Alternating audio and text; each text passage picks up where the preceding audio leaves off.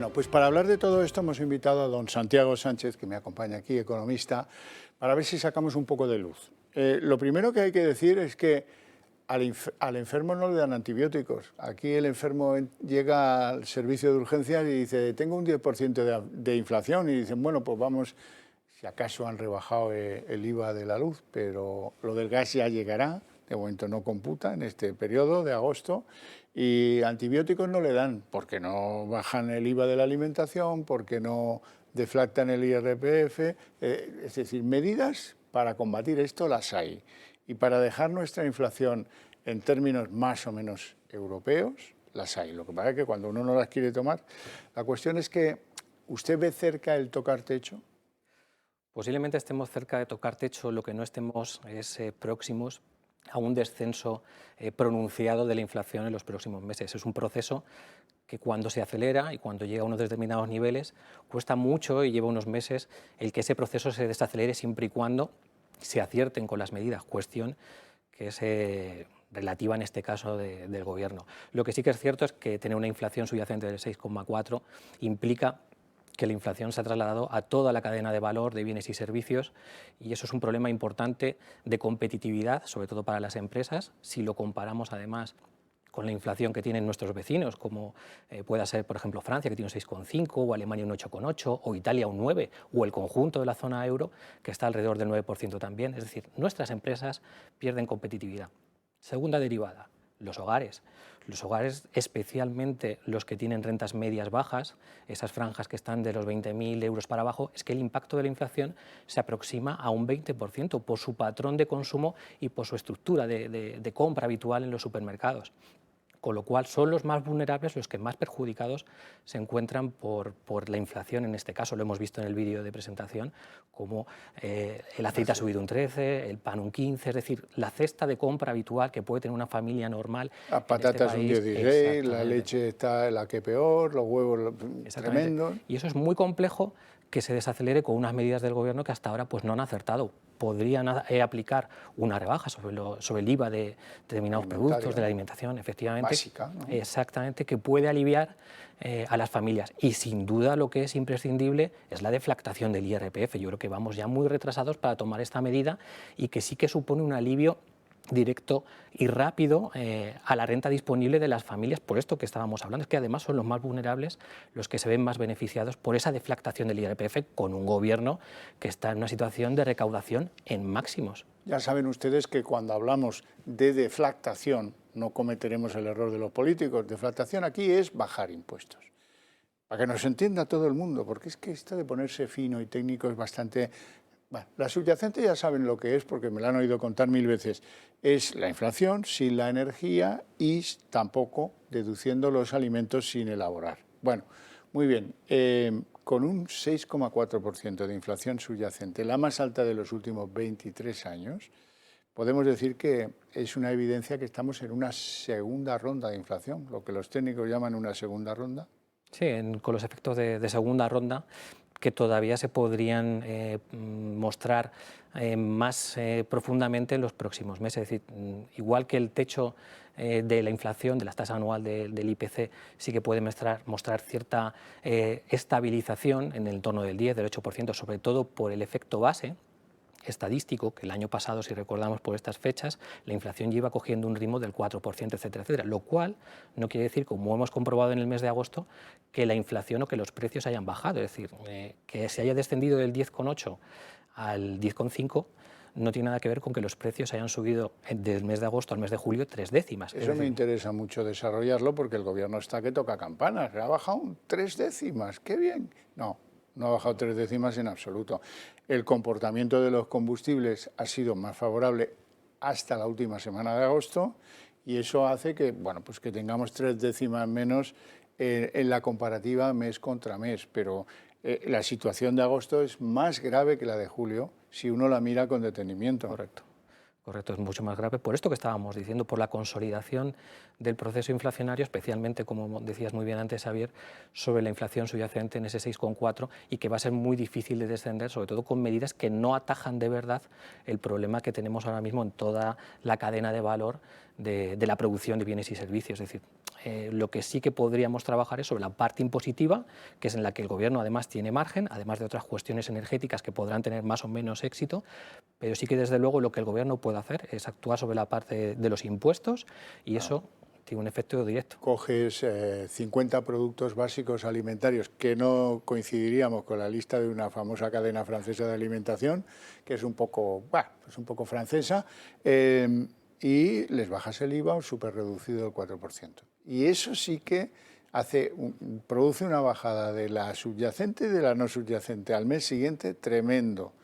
Y luego está el tema de bajar los impuestos, porque el Gobierno sabemos que ha ingresado hasta finales de julio 22.200 millones más gracias a esta inflación, que es estupenda para la ministra de Hacienda. Bueno, pues oye, al menos ese dinero aplícalo, devuélveselo a la sociedad, aunque no sea a los ciudadanos, sí colectivamente se lo puedes devolver con enorme facilidad. Por ejemplo, bajando el IVA de los productos alimentarios y de mil otras maneras, porque hay muchas maneras. Por ejemplo, hombre, es normal que hayamos sido los últimos de Europa en bajar el IVA del gas del 21 al 5. Al 5 ha quedado, ¿no? Sí, sí, sí. Pues no podía ser el 4 tampoco, ¿no? El 5 es un invento. En Hacienda no existió nunca el 5% de IVA, ¿cierto o no? Sí, sí, sí. Al final vamos bajándolo tarde, a pesar de que de las recomendaciones que se le han hecho desde otras formaciones políticas al Gobierno para que actuara en ese sentido, pero parece que basta que te lo diga otro para que no se actúe en ese sentido. De todas maneras, el Gobierno, esta recaudación tiene la terrible carga ideológica, su manera de comportarse, que no deflacta el IRPF, pero sin embargo sí que quiere que quede claro a quién distribuye una ayuda, a quién subvenciona, es decir, y esto me da miedo para que incluso se acuerden de que, en fin, se acentúe en un periodo populista, ¿no? próximo, efectivamente, son medidas populistas. Y me debes el bono que a lo mejor no recibes nunca, porque algunos de los bonos más comentados, por ejemplo el de los jóvenes, hubo un bono de 400 euros para los jóvenes que no se podían gastar en libros, no sea que los lean. Entonces nos muelen a palos. No, bueno, pues ese yo creo que no ha entrado, no me consta que haya entrado en vigor. Leí que lo iban a demorar a septiembre, pero no me consta que no conozco a nadie que tenga ese bono, un joven que diga, oye, yo lo he cobrado, ¿no? Es que son terriblemente incapaces a la hora de desarrollar ayudas. Pasó con las ayudas a las solvencias de las empresas, ha pasado con los fondos europeos. Los PERTE del automóvil. El PERTE de la automoción, que es dramático, con un sector tan importante para el PIB español en términos de exportación también y en términos de empleo, que supone casi un 9%, es decir, PIB casi un 10%, toda la cadena, y en empleo casi un 9% de la población ocupada, que todavía está atascado y con frustración en el sector por la resolución de la primera convocatoria del PERTE del vehículo eléctrico y con una dotación de subvenciones que está muy lejos de cumplir los objetivos que tenía el PERTE, con un 30% del conjunto de las ayudas. Pues aquí valdría decir lo que dice Pedro Sánchez, insolvencia o mala fe. Pues entre una cosa y la otra andará la historia, porque vamos a ver, hay algo que usted, le pregunto como especialista, porque yo creo que es así, pero a lo mejor estoy equivocado.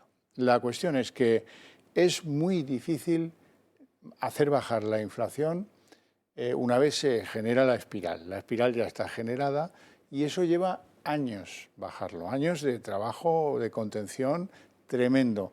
Y la velocidad de reacción de un gobierno cuando se desata un fenómeno inflacionario, cuando lo ves venir, es esencial. Tienes que actuar a gran velocidad. No te puedes cruzar de brazos con 3 meses seguidos por encima del 10% de inflación.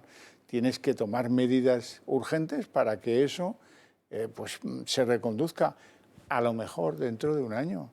Los americanos han dado hoy inflación 8,3, han tomado las medidas y también les está costando bajar de ahí. Lo que comentamos, que es un proceso que cuesta mucho y que lleva meses de trabajo y de medidas el poder reconducirlo, acompañado por una correcta política fiscal y una correcta política monetaria, que en mi opinión también el Banco Central Europeo pues, ha tardado en reaccionar.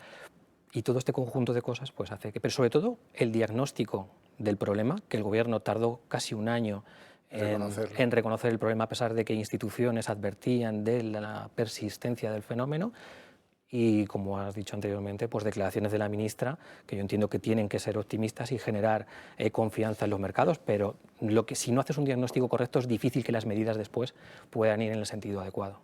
Dicho sea de paso, como dice el adagio popular, lo que no se mide no se arregla.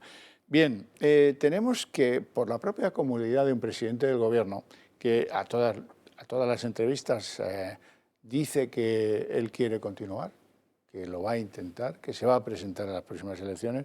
Bueno, pues si esto es así, vamos a ver, hay medidas, la deflactación por ejemplo, del IRPF o la bajada del IRPF, para que nos entienda todo el mundo.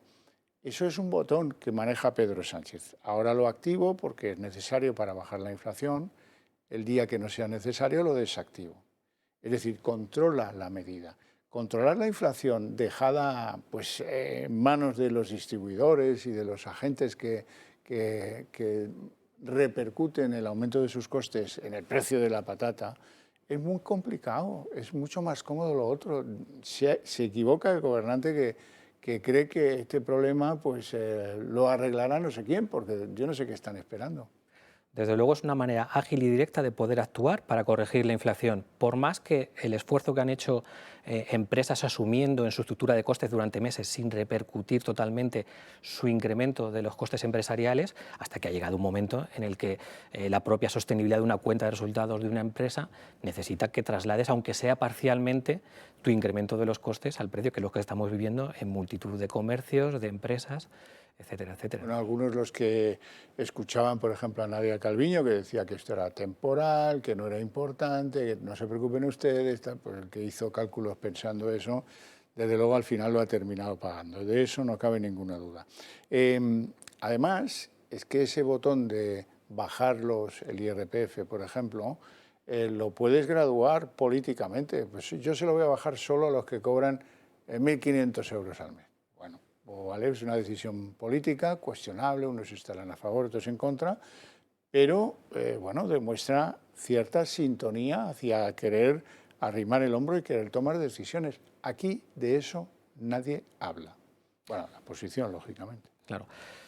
Yo sinceramente pienso que el Gobierno está haciendo cálculos sobre la sostenibilidad de las cuentas públicas, sobre la evolución futura de la recaudación. La inflación infla la recaudación en el corto plazo, pero en el medio y en el largo termina desacelerándose. Y si se observa la variación del IVA especialmente, que es donde primero se nota, en el IVA, en los impuestos indirectos, el crecimiento de la recaudación acumulada del IVA cada vez es más pequeño. Es decir, el agotamiento del proceso de recaudación lo vamos a ver sobre todo a final de año con la ralentización. Es decir, el IVA es posible, es muy factible que en la última parte del año termine desacelerándose como está ocurriendo en los próximos meses. Es decir, yo creo que el Gobierno está anticipando que puede tener problemas de recaudación en el futuro. No ha reducido su estructura de gastos, es decir, ellos tenemos un techo de gasto superior para 2023, no han hecho ningún esfuerzo ni lo van a hacer en reducción del gasto público, aunque podrían hacerlo,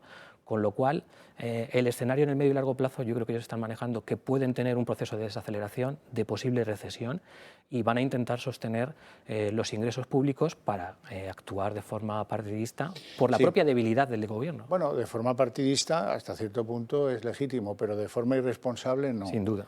Porque estamos caminando el filo de la navaja y lo que nos podemos encontrar, y no tiene por qué ser muy tarde, a lo mejor no lo encontramos el mes que viene, es un desplome del consumo. Y ese sí que es una amenaza para todos. Ya se está notando. Si analizamos los indicadores adelantados de la economía española, podemos ver que el índice de ventas del comercio minorista lleva 3 meses en descenso prolongado, pero es que el mes de julio fue terriblemente malo, realmente bajó un 0,7%. Si vamos a un sector clave del que hablábamos antes, la automoción, es que las ventas en agosto se han desplomado un 30% con respecto a 2019, que fue el último año un poco en condiciones, y arrastra una pérdida o un descenso de ventas de un 10% con respecto a 2021, que no fue un año excesivamente bueno. Pero es que el gasto de turistas internacionales, aunque hayamos recuperado turismo, está un 9% por debajo de las cifras del 2019. Y así podemos seguir. Es decir, que es que la ralentización de la economía está ya presente, con lo cual tenemos que ser pues, prudentes y el consumo de los hogares, esa demanda interna que tenemos en la economía española, sin duda está desacelerándose ya. Y este, señor Sánchez, es un camino que termina produciendo más desempleo. Sin duda. Termina mostrándose más tarde porque la recesión, la desaceleración llega al mercado laboral más tarde que lo que aparece en el resto de indicadores, pero los datos de desaceleración de junio, el mes de julio y el mes de agosto tampoco es que hayan sido meses excesivamente positivos o por lo menos dan señales de alerta en el mercado laboral. Santiago Sánchez, ha sido un placer tenerte en el programa. Espero que repitas tus intervenciones, que son muy didácticas para los espectadores. Ya conocemos un poco cuáles son los problemas que tenemos alrededor.